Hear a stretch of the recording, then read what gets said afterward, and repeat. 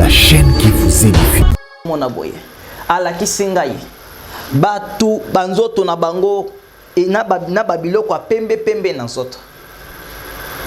Na tuni ezanini, ayeko laksangaye, je vis beaucoup des hommes en train de se masturber. Na moni pe bana basebele, bazo se masturber. Obi ke source ya makambo yo komeli bango ezota awa. Ndeko yango lo neko biso message moko oyo peut-être eko se perso te message très important na swana yo. Message moko très important. Na point nanga liboso nazo betela c'était eza point ya masturbation. Aujourd'hui, tous okuta ba pasteur, ba frère, ba intercesseur, ba surnommé lisumu wana en tant que péché chéri. Lisumu moko yo eza nango lisumu ya bo centre. Okosa nango na kobata muta komona yote. Mais eza lisumu moko ezome makufa pezo ma sécheresse. Na kati ya Bible.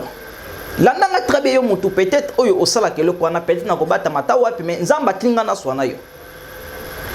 Eza na péché moko ezo détruire te ko leka ba péché nyo solo ko lisumu wana te. Premier moto o a commettra lisumu wana kati ya Bible. Na ko ba père spirituel na bango. Numéro 1 na bango, koko na bango. Comme on est comme na kati ya mukanda Genèse chapitre 38 verset 9. Comme on a ye ona.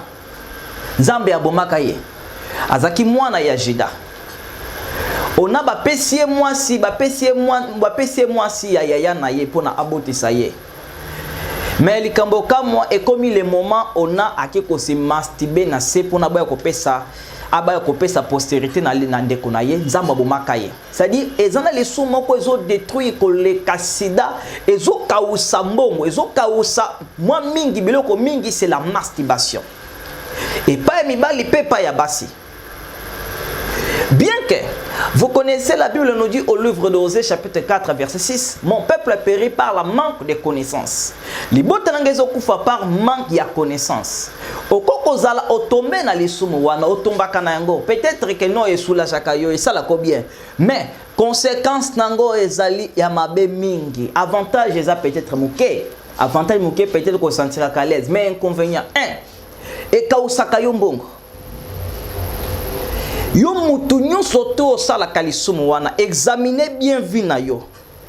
Vie na yo ezokende comment? Soko bande ko sala, contrôlez bien musana ezokende comment? Soko zaki na libala na yo ezokende comment?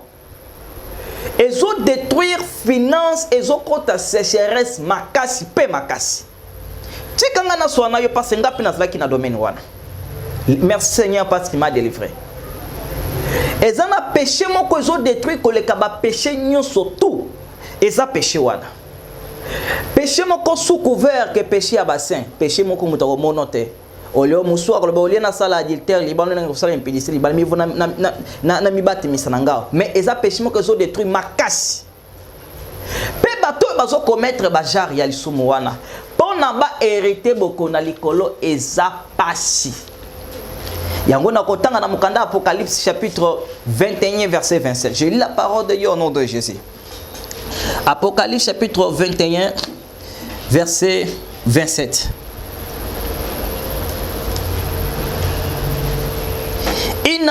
Il n'entrera chez elle rien de souillé, ni personne qui se livre à l'abomination et au mensonge. Il n'entrera que ceux qui sont écrits dans les livres de vie de l'agneau. Mutu moko te akokota mukolo wana oyo aza souillé ou a se livrer na kati abomination de corps. Ce péché là ezo détruire yo sérieusement. Ce péché là ezo détruire ndaku na yo sérieusement.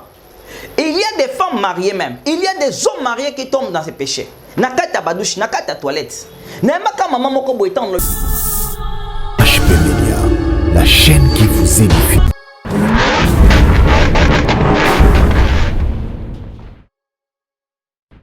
Bonjour, bien-aimés dans le Seigneur, c'est votre humble serviteur, le prophète Enoch Shawanga.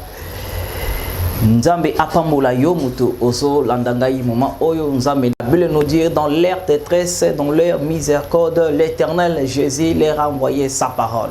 Et sa parole les a délivrés, sa parole les a guéris. Yango moment oyo na ye pona to swana yo kosola sur les 3 points oyo nkolo atinga na motema lobeli ngai pona to kosoa na yo. Mais avant to banda na kosenga noto sambela, Seigneur Père de grâce, Père de gloire, natiki débit ya émission na mboko na yo, débit exhortation na mboko na yo, guide biso orienté Seigneur. En réalité zalanga na koloba mais zalanga mona koloba te yo moto koloba na kati na ngai. Ngana lobambala moko bana na yo bo kambala sambo. Au nom puissant de Jésus-Christ, nyon soit voix de pensée, nyon soit distraction et kendi musika na kombo na Yesu Christo. Amen. Merci beaucoup bien-aimés dans le Seigneur. Ngai église oyo Nzambazo kamba ezali na commune ya Kalam. Commune à Kalamo, avenue Kombe, quartier Yolo Nord et Yolo Sud. Quartier Yolo Sud, na commune à Kalamo, avenue Kombe numéro 60. Yango bien aimé dans le Seigneur, na yé pour nous partager na yo quelque chose de la part du Seigneur. Apôtre Paul azobisa Timothée que personne méprise ta jeunesse. Na kokoza la jeune na âge mais na kati o nzamba tina kati na ngai ezali monene yango ndenge na auto partager to solo ensemble to solo sur les 3 points oyo nkolo atinga na kati ya motema parce que j'étais en train de prier na bande ko sambela na ndo sambela pona bato nyonso na monde nde ko sambela pona nyonso na monde mais na moni bato bazolela maboko ya kotoboka bango bato balati bilamba ya kokatana bato bazolela sérieusement mais natuni kolo elakisi nini pona nazomona boye alakisi ngai batu banzoto na bango na babiloko ya pembe na nzoto natuni eza nini aye kolakisa ngai je vis beaucoup des hommes en train de se masturber namoni pe bana basebele bazo se masturber babike source ya makambo oyo komeli bango ezota awa. Ndeko yango lone ko biso message moko oyo peut-être eko sepelso te message très important na swana yo. Message moko très important. Na point nga liboso nazo betela c'était eza point ya masturbation. Aujourd'hui, tous okuta ba pasteur, ba frère, ba intercesseur, ba surnommer lisumu wana en tant que péché chéri. Lisumu moko yo eza nango lisumu ya bo centre. Okosa ngona kobata muta komona yote mais ezali sumu moko ezomi makufa pezo mi ma sécheresse na kati ya Bible landanga très bien yo mutu peut-être oyo osala kelo ko na peut-être na kobata mata wapi mais nzamba tinga na swana yo ezala péché moko ezo détruire te ko leka ba péché nyonso loko le sumu wana te première moto o akometra le sumu wana kati ya Bible na koloba père spirituel na bango numéro 1 na bango koko na bango. Comme on est comme na kata mukanda Genèse chapitre 38 verset 9. Comme on a ye ona. Nzambe abomaka ye. Azaki mwana ya Juda. Ona ba pesie mwasi ya yaya na ye pona abotisa ye. Mais likambo kamwa et comme le moment ona akiko se masturber na se pona boya kopesa abaya kopesa postérité na ndeko na ye nzamba bomaka ye c'est-à-dire ezana les sous moko ezo détruire ko le kasida ezo kausa mbongo ezo kausa mwa mingi biloko mingi c'est la masturbation et pas mibali pepa ya basi. Bien que vous connaissez la Bible nous dit au livre d'Osée chapitre 4 verset 6 mon peuple a péri par la manque de connaissance. Libotanangezo kufa par manque ya connaissance. Okokozala otombe na lisumu wana otombaka na yango peut-être que non esula chakayo esala ko bien mais conséquence nango ezali ya mabe mingi avantage eza peut-être muke avantage muke peut-être ko sentira à l'aise mais inconvénient 1 et kausaka yo mbongo yo mutu nyonso to osala kalisumu wana examinez bien vie na yo ezokende comment soko bande ko sala contrôlez bien musana ezokende comment soko zakina libala na yo ezokende comment ezo détruire finance ezokota sécheresse makasi pe makasi tikanga na swana yo parce ngapi na zaki na domaine wana merci Seigneur parce qu'il m'a délivré. Ezana péché moko ezo détruire koleka ba péché nyonso tout eza péché wana péché moko sous couvert que péché ya bassin péché moko mutako monote olio musuwa koloba olie na sala adultère libano na sala impédicité libano mi vona na mibati misananga mais eza péché moko ezo détruire makasi pe bato bazo commettre ba jar ya lisumu wana pona ba hérité boko na likolo eza pasi. Yango na kotanga na mukanda Apocalypse chapitre 21 verset 27. Je lis la parole de Dieu au nom de Jésus. Apocalypse chapitre 21 verset 27.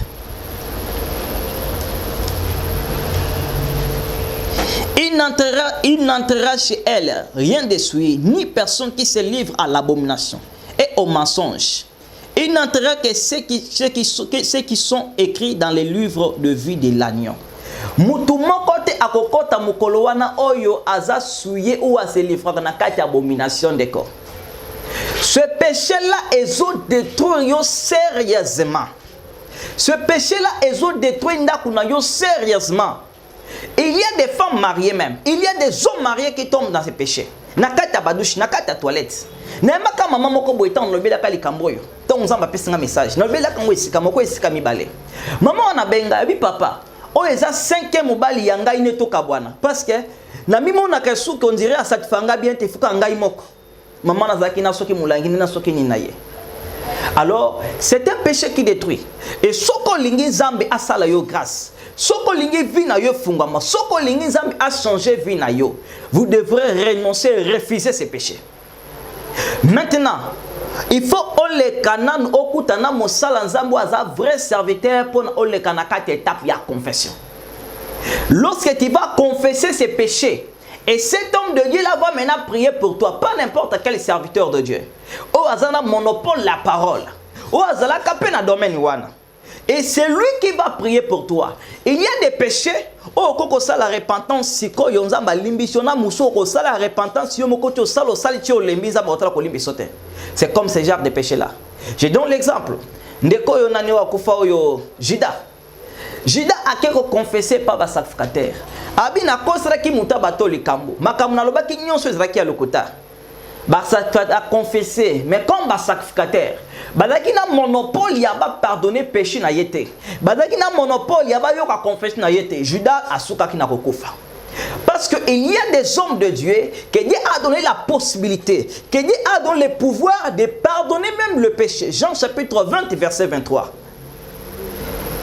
Il y a des hommes de Dieu que Dieu a donné le pouvoir, que Dieu a donné la possibilité même de pardonner le péché d'un homme ou d'une personne. Ezabiso Nzambaponi, le vrai serviteur. Peut-être qu'on a confessé par le prophète Yabal. Peut-être au Sambela Kayumo confessé, mais par conséquence, Zolandayo. Voilà maintenant vie na des okende. Ezozida. Maladie ezoyo. Banayo et réussite ezrakate. Yo moko viezo changer te. Dieu m'a envoyé pour te prêcher la bonne nouvelle bien-aimé. Dieu m'a envoyé pour te dire na sauver yo, na sambela pono, na yo ka confession na yo, na sambela pono alongolo na kata domaine wana. Yo moko koloba ke oui na se repentir mais lobi ozongi susu. Na se repentir lobi ozongi susu. Na se repentir lobi ozongi susu pas c'est un péché. Etika kamutu facilement te. Et ben daka femme de nuit. Et ben daka mari de nuit. Et ben daka sécheresse. Et ben daka botutu.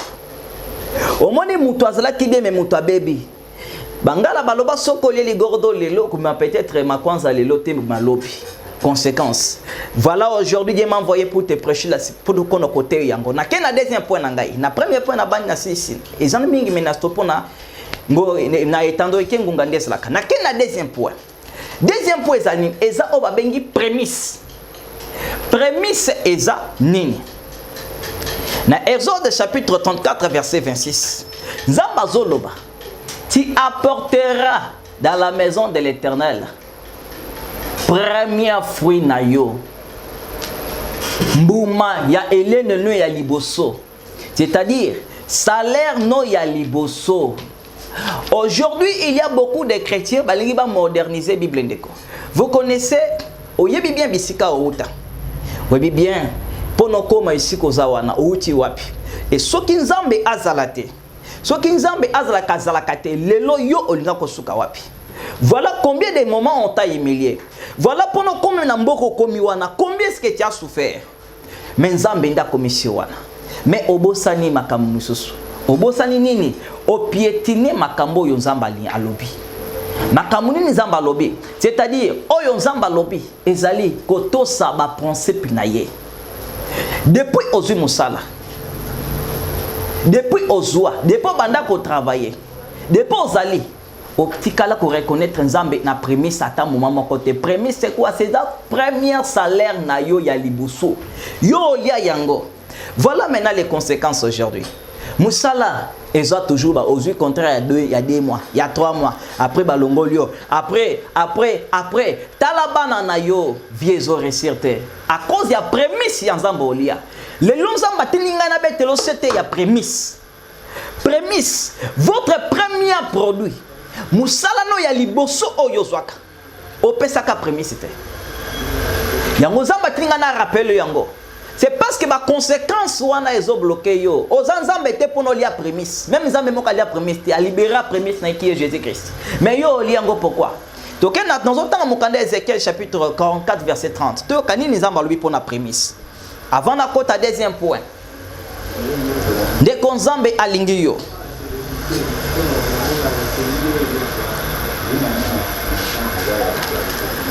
Ézéchiel chapitre 44. Ézéchiel chapitre 44 verset 30. Nazana deuxième point nangai avant na kota na troisième point pe na clôturer na sambela pona yo mutozo kangai. Na Ézéchiel chapitre 44 verset 30. J'ai la parole de Dieu au nom de Jésus. Les prémices de tous les fruits et toutes les offrandes que vous présenterez par élévation appartiendront aux sacrificateurs.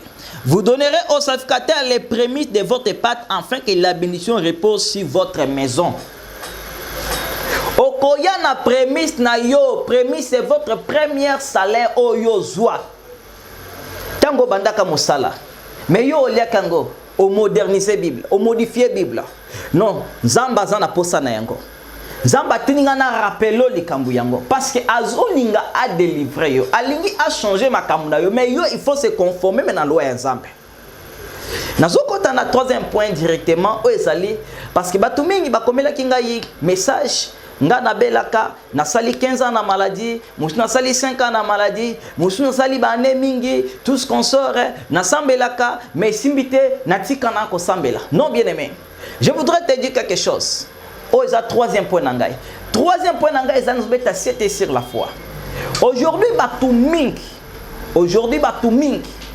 va faire tomber contre Malabango, l'ikolo ya ngonga muke. Laisse-moi te dire quelque chose, bien aimé. Laisse-moi te dire quelque chose. La Bible nous dit au livre de Hébreux chapitre 11, verset 6. La Bible nous dit la parole de Dieu au nom de Jésus. Or, sans la foi, il lui est impossible de lui être agréable. Il faut celui qui s'approche auprès de Dieu croit que Dieu existe et qu'il est le rémunérateur de ceux qui les cherchent. Est-ce que ozonzi make na maladi oyo zanango Yesu Kristo akoko bikisa yo? Ozonzi make na problème oyo zanango Yesu Kristo akoko pesa yo solution. Ozonzi make na bokono yo kutai na yango. Ozonzi make Yesu Kristo akoko sala quelque chose na kata vie na yo. Alléluia. Mais si tu crois que Dieu est capable de faire quelque chose dans votre vie à Kosala Yango, moi j'étais fazer, naka fazer, pe kuluna, na passé, je peux dire, vie nanga mobimba na balabala. Na 2009 tant maman nanga akufi, famille na ye e sundoli biso. Toko mi sauf kipe, nga na tokoti na ki fazer, de bande kona mi bale ba tuta bango na mutuka. Vie e komi bulu yeke. Tokoti na ki fazer na ki kuluna, j'ai fait beaucoup yem na sali mabe ya ebele. Mais tant nzamba ko bimelanga ye alongo linga na nzela na komisinga mosali na ye. Abali singa changer vie nanga tous consona ko tememe ko zali boso. Mais au moins tant nzamba bimelinga ebisinga j'étais choisi pour délivrer ta famille. Famille nanga ezana ni ezayo nzamba poni pona délivrer yo. Nzamba poni pona plaider cause na yo e pa na ye. O vivre miracle nzambe. O umeli tangu mulayi na problème moko moko. O umeli tangu mulayi na situation e tourmentée yo. O perdre na konzima na yo. O kutena ba prophète ya bal. Ba prophète ya bal bazaba nani? Ezali ba faux serviteur na ba faux prophète au bazan na siècle oyo. Dans le temps d'Élie, laisse-moi t'expliquer un peu. Dans le temps d'Élie, Élie a se retrouvé ce qu'a lobby le kamba prophète abal pe ba lobby. Et il a dit que ngana za nzambe ba pa bi ke biso pe toza na nzambe. Élie a bisi roi Akan to kende na ngomba. Bele la population nyosoto. To kende ko rassembler to kende okuta na population nyos na ngomba. Comme ça, bango babela nzambe na bango biso pe tobela nzambe na biso nzambo ya okita moto ndi aza nzambe otokoseli ndi aza nzambe otokondima elina baprofete abale bakobake ye baprofete abale bandi kobela nzambe na bango babeli nzambe na bango asalaka te mais komaki tour ya Eli abeleli nzambe na ye nzambe ne akiti si moto tamba prophète abal bande kobela nzambe na bango Eli azosika bango binzambe na bino akosala te de même manière yo ndengo zawana au perdre foi na yo parce que okutani na ba faux serviteur na ba faux prophète na bato bazana monopole ya parole te na bato yo bazana pouvoir te ya nzambe akita moto. Les prophètes abal balataka bakazaka balataka pe bien mais bazana monopole ta ko bela nzambe nzamba kitate. Alléluia. Bazana pouvoir wana te yakabeleli nzambe pa kitasa bazana pouvoir wana te mais Eli prophète Eli azana pouvoir wana. Les prophètes Eli soit abeleli nzambe na ye nzambe na ko kita moto. Tu as rencontré beaucoup de prophètes de Baal et ces prophètes de Baal balié bambongo balié ba mapango balio babio kwa ndenge na ndenge comme nakutangi na député kala mingi te apon na voyage katango na ye jeudi na député mo ka bengi sabia dadi na okikoye ya katukutana ndako na kikutana ndako bidadi nga na zonyo ka makolo na tambola kate bonla pona ngai jup na ngai lan crise ezalaki prado lan crise ezalaki prophète mo kwa ya biki nzamba biki na PC jup wana tango ya ko zala zo rouler nango ndako to pe makolo koma normal na PC mutu ka papa ali motilelo. Les prophètes de Baal. Les prophètes de Baal bazana maloba sukali me bazana monopole te. Yo nzamba lingi aguerre yo, alingi akangola yo, mais est-ce que yo okotosa ba otosa ba principe ya nzambe? Ba principe nzambe eza peut-être biloko moko mike, mais ça très important, il faut otosa yango. Lokola nanti obeta c'est prémisse. Le lot s'est retrouvé na maladie. Ozobela nzambe jour et nzambe kitosala mais est-ce que yo otosa prémisse na yo otosa ngote peut-être otosa prémisse na yo makambo nzambe ko kozala facile tout comme difficile. Alléluia. Prémisse na yo otosa te yango nzambe atinga na biso message oyo esengeli oya epana ye nzamba lobete revenez à moi et moi je reviendrai vers vous. Nzamba zobenga yo moment oyo oya epana ye. C'est parce que alingi a changé vie na yo. C'est parce que alingi a guéri yo. C'est parce que alingi a se manifester puissamment na kata bomo na yo. C'est parce que alingi a changé makambo na yo. Parce que kozala na Yesu Christo un Dieu sincère oya kosakate. Kozala na eleki kozala na batu nyonso tomkili. Kozala na Yesu eza pouvoir moko ya makasi o batu nyu bakokate. Bazo sakana yo peut-être c'est parce que yo ibi identité na yote. Mais aujourd'hui Dieu m'a envoyé na assurer yo que na malade ozobela. Na problème ozanango azobikisa yo. Est-ce que ozo croire na mutema na kozobika? Si tu crois na mutema na yo kozobika kobika. Maman mo benga ngai na Suisse. Maman na benga bi papa, ni nazo benga boy mukongozé ya kongozama. J'ai fait beaucoup de années. Mukongo papa. Na scellé, na pesi ba offrande. Na salignon surtout ba prophète mutu na téléphone na koyamba ngo na téléphone oh avant to sambela pona yo pesa sunga ba orphelin pona to sambela pona sinon te to sambela te avant ça pesa ba orphelin papa na pesi mais ba bondeli solution exacte ce sont des prophètes de Baal bazui mission ya ko sambela pona yo te et le ko tinda bango pa na yo eza peut-être libumu na lokuta mais mutu azui mission. Dans Matthieu, chapitre 7, verset 10. Allez partout le monde, prêchez la bonne nouvelle, guérissez les malades, purifiez le lépreux. Mouto y a joué mission. Akobo ya ko sambela pona yote parce que ozona mbongo pes ba orphelin. Est-ce qu'ils ont obligé au sungaka ba orphelin? Par exemple, ceux qui moi na prophète wana zaki azo bela gravement na katandako. Prophète wana akobonda pona mwana na yete pona mwana na ya avant bonda poni fando pes ba orphelin? Non. La Bible nous dit vous avez reçu gratuitement, redonné aussi gratuitement. Mais aujourd'hui, la bonne nouvelle est en apporte nayo. Parce que Dieu veut quelque chose. Quelque chose na kata vinayo. Dieu veut faire quelque chose dans votre vie. Dieu veut changer ta vie. Ou même temps moulé na kata problème aux anango. Ou même temps moulé na kata maladie. Ou même temps moulé na kata blocage. Ta la vie no nenge zo évoluer. Musala ekenda kalibo sote. Maladie na maladie. Vie ezo avancer te. Yo wana depuis okangami na kati ya libala wana libala solution eza te bana obotaka te ndeko okofungola misu tango nini tango nyo okomona ke oui il faut na fungola misu nzamba asalelanga miracle tango nyo comprendre que oui il faut na changer tango nyo comprendre que oui il faut na tika na faux pasteur na tika na faux prophète na tika na faux évangéliste na luka nzambe ya solo na kuta na prophète eli na kuta na vrai serviteur. Parce que les faux prophètes ba manipulé tango moulaye. Maintenant c'est le moment Nzamba alinga changer makambo na yo. Nzambe alingi a délivrer yo afungola makambo nyonso to. Yo muto mona kate Nzamba komonisa yo. Nzamba komonisa yo. Yo muto makambo ezo réciter Nzamba ko faire réussir yo. Yango nazo lingana sambela pona yo. Nzambe oya kela likolo na se. Nzambo ya sala kabikamo asalela opebikamo. Que Dieu puisse faire quelque chose dans votre vie. Que Dieu puisse se manifester dans votre vie. Parce que nous servons un Dieu vivant. Oh, ya kufate moazana bomoy. Et ce qui nous embête aussi azana bomoy, c'est que ça miracle na kata vie na yo ndima si tu crois. Na ye awate pona 5 ou 6 personnes bola ngati mais na ye ka pona yo mokonde. Pona yo olandangai. Pona ndengo zula nangai be pona nzamba alingia sala quelque chose na kata vie na yo. Na vie hasard ezla kate. Okozela lobby peut-être lobby na kozela soute. Mais voici le temps.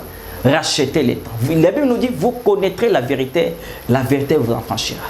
Nangi siko na sambe la pona yo. Sambe asala quelque chose na kata vina yo. Yo mutu nyons to perdre espoir. Yo mutu nyons makambo bande ko réussir te. J'ai un Dieu que soki na sambe li pona yo. Même na téléphone pendant 2 minutes, pendant 5 minutes, Zambe n'a pas de solution. Parce que la Bible nous dit au livre de Ésaïe, chapitre 44, verset 26, l'Éternel Dieu confirme les paroles de ses serviteurs. Si même que j'ai pris pour toi pendant 2 minutes, na bonde nzambe na ngai ke nzambe muto ya bika na maladi ya zobel na kombo na Yesu il faut yo bika. Mais les prophètes, des faux prophètes et les prophètes de Baal pour mettre un miracle, les là total à moi et aussi la témoin ici, les total à lobby ici, les là pour pas prophétie pour que ça m'a mais le vrai serviteur Bazalipe. Je suis parmi le vrai et j'aimerais prier pour toi. Na problème aux anango, ningi to partager na yo. Jésus Christ a tout na Bartimei, olingi na sala nini po na yo. Bartimei le bête Seigneur na lingi na mona lisusu. Yo pe Yesu alingi amoni so lisusu makambo mona kakala. Est-ce que vous apprenez mona yango? Yango soko za promona makambo mona kala. Aussi mambongo simba kala. Oko contacter numéro nangeza wana. Je vais prier pour toi. Même pendant 3 minutes. Mo sala nzambo azana nzambe ya solo. Soka beli nzambe na ye. Même pendant 2 minutes kaka. Na kata via moto. Nzambe moto tel azobé la maladie par exemple il y a cancer. Maladie par exemple il y a sida. Yesu abika na kombo na Yesu. Si réellement c'est un vrai serviteur de Dieu, il faut moto anabika. Parce que c'est l'onction directement qui va descendre. La puissance directement. Yango yo mout même oyo nzamba ça déjà miracle dans anangai oko témoigner miracle na commentaire. Nzambe a pambola biso nyonsto na sambeli pona yo moto bandaki na biso du début jusqu'à la fin. Nzambe yalola o ezali Yesu Kristo asala quelque chose na kata vina yo. Makamuna yo et réussir. Pe mutoko benga pe na ko sambela pona yo o vivre grâce pe faveur ya Nzambe na kombo na Yesu Kristo. Amen. Merci beaucoup. Numéro nanga ezali plus 243 89 75 20 566 plus 243 89 75 20 566 bengangai komelangai na WhatsApp benganga momanyo sotna ko yambo pe na ko sambela pona yo. Le Dieu que je sers au komono oya kosala. Je suis un serviteur de Dieu qui sert un Dieu vivant et à kosala miracle na kataba moina yo. Merci beaucoup Nzambe a pambola bino nyosoto. Au revoir.